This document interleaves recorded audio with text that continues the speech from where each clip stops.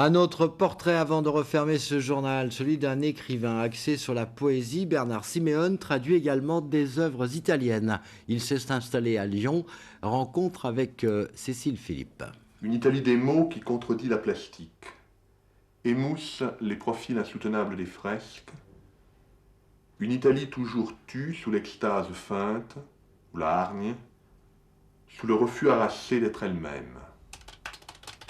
J'écris, je traduis, pour qu'elle ne soit que passage, pour retarder le passage, pour me déprendre d'elle.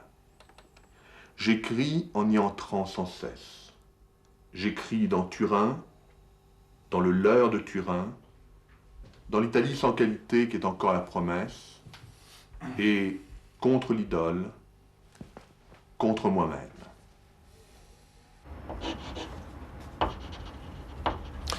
Je crois que j'écris pour résister à une déperdition et en même temps pour y consentir.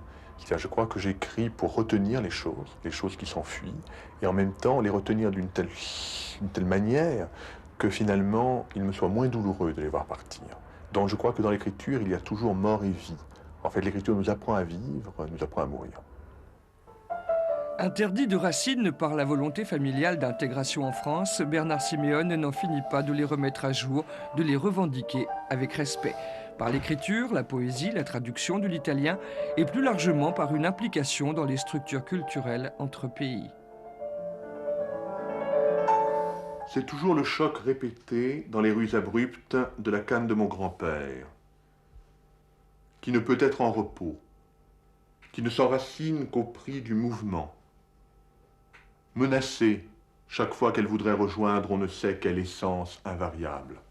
J'écris justement des formes qui essayent de retenir une forme de sens, de retenir une substance, et qui en même temps ont peur, je crois, d'atteindre cette intensité de la poésie. La poésie me semble par exemple un moment où le sens se brûle à lui-même. Et donc il y a toujours ce goût en moi de l'imperfection, de la liberté, qui vient fracturer une forme au départ très rigoureuse.